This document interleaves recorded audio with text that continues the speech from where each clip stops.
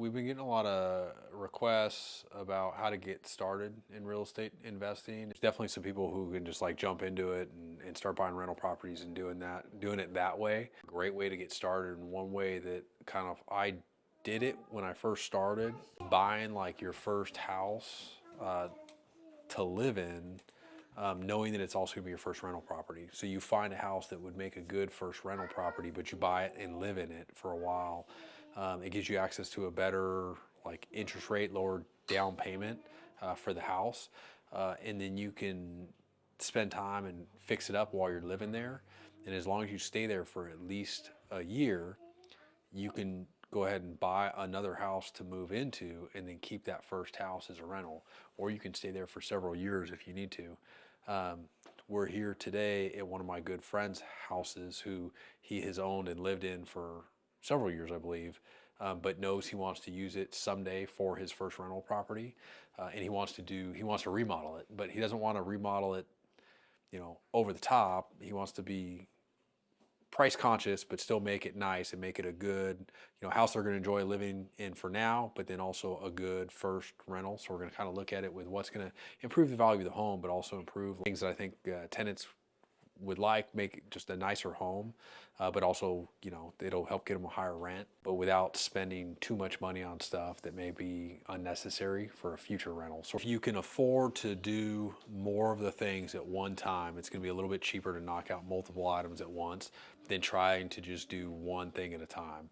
And for example, like doing the texture and paint, and then trying to do the floors later is going to be way more of a pain and way more expensive than if you can just do them both at once.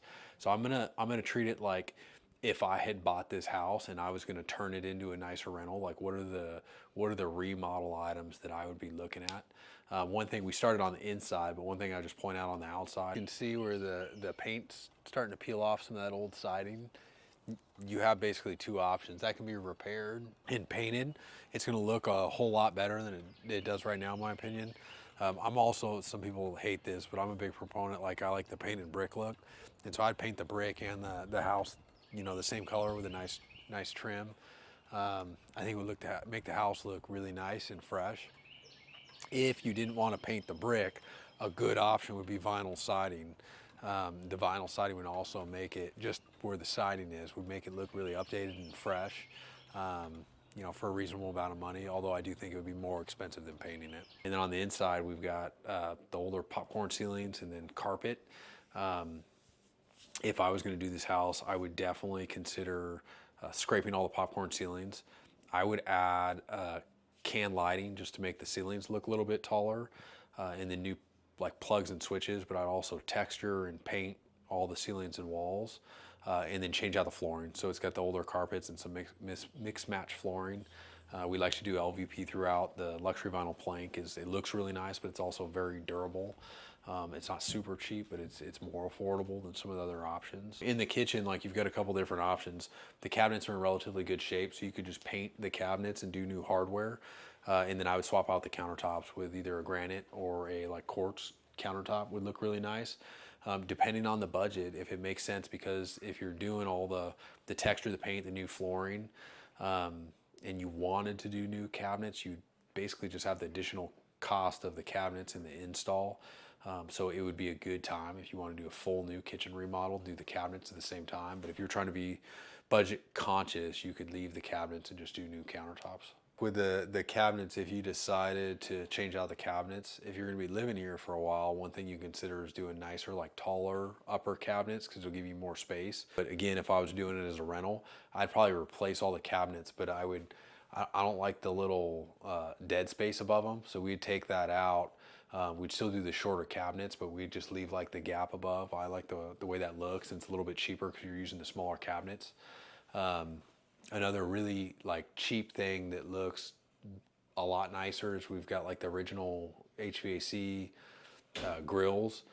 You can replace those. It's probably like $10 to $15 each for brand new ones, but it makes it look really, really nice and fresh. Like again, the can lighting, just getting rid of the old light fixtures. It would only take like 2 can lights in this hallway. It would make it a lot brighter and a lot lighter. It makes it feel taller. Another one is door panels. A lot of times we do heavy rehabs. We'll do all new doors and trims and door frame and everything, but a lot of times it's not necessary. A lot of the trim and stuff's in good shape, so you can just swap out the door panels with like 6-panel doors or whatever type of doors you want to do.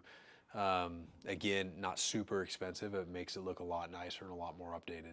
It's tough with the bathroom. So again, if it was my rental, I bought it, it's going to depend on how much I paid for it, how much I think it's going to be worth. We always want to do the most we can, but it's got to make sense depending on the purchase price. And so like at a minimum with a bathroom, I think it would be good to come in and do new tile on the floor. So you can do an updated tile. It's not going to be ultra expensive. And then a new vanity. Just like we use a lot of Lowe's vanities that are fairly reasonably priced and they look very nice. And then again, just update the lighting. So I get rid of the old heater, maybe a can light in here, a new vent.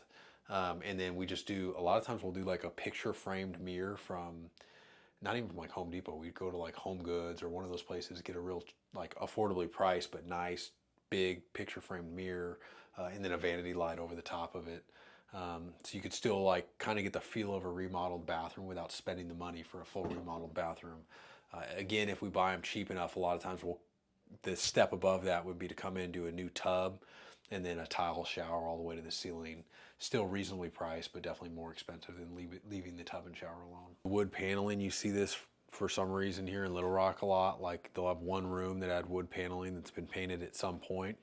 I've seen people, and I almost hate to say it, but I think one time we've done this where like they'll mud over the wood paneling and then paint it, make it look like sheetrock, but it's still got wood paneling. I definitely don't recommend doing that with the scope or remodel that we'd be doing in here. So if we're scraping the ceilings, doing all the texture, it probably wouldn't cost that much extra just to remove all the wood paneling and sheetrock at the same time. And again, the more stuff that gets bundled together and done at once, I think it saves a little bit of money, at least on labor. Other things to think about is like the baseboards. Like there's some mixed match baseboards and stuff. With this much work that's going to happen in it, you can leave like the closets trimmed out the way that they are, but just doing something simple like coming in and replacing all the baseboards with a more modern baseboard can really make the house look a lot newer and nicer without spending a ton of money. Personally hate ceiling fans, and I remove them from basically all of our rentals whenever I have the opportunity to do so. Most people in Arkansas love their ceiling fans, and we've legit had people get mad at us for not having ceiling fans in the bedroom. So if it were me personally, I'd remove all the ceiling fans and just do can lighting.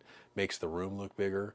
And again, especially for a rental property, it's like the ceiling fans are one of those, it's like a garbage disposal. It seems like it's one of those higher maintenance items, and so it's just one less higher maintenance item. Done it a lot in the past is we'll leave the wires for the ceiling fans and we'll just kill them and eliminate them. But if somebody is going to rent the house and they're like, hey, I love the house, but I have to have a ceiling fan in the master bedroom, we'll look at installing one. I just prefer to get rid of them. If you're in the boat where you got to have a ceiling fan, but you want to make the ceilings look higher, you can still do can lighting for the light, but they have newer like low profile ceiling fans that don't have a light on them. So at least you still get a little bit higher feel, but with still having the option to have the ceiling fan on if you want it. Old 1968 windows in the rest of the house. Would you do something with that? It's a cost thing, so if you've got room in the budget, it's definitely something I would do. It's when I first started doing these, I would like keep the old aluminum windows, and I didn't realize replacing windows is actually more affordable than you would think, especially if you're going like direct to the subcontractors like we do. It's not too bad, and I do think that's something that a lot of people really want. They want newer, more energy efficient windows in the home. So like in this case, it's like half of them have been replaced, half of them haven't. I would consider doing the other half if it made sense. I think an updated front door, like we do a lot of the nicer front doors with the little glass opening at the top, like the square glass opening. I think that looks very nice. If you paint it, like it's going to look better, but if you put a new one in, I think it's a little bit nicer. It all comes back to the budget. If you're trying to spend $30,000, it's like all the stuff we're talking about is not going to work.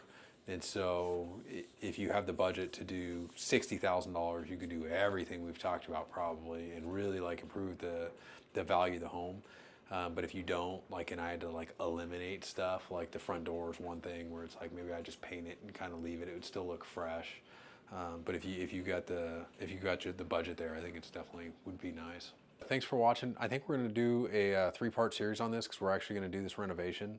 So maybe we can check back in and do another video when we do the budget and full scope of work and/or start the renovations, and then probably another one at the end when we're all finished up.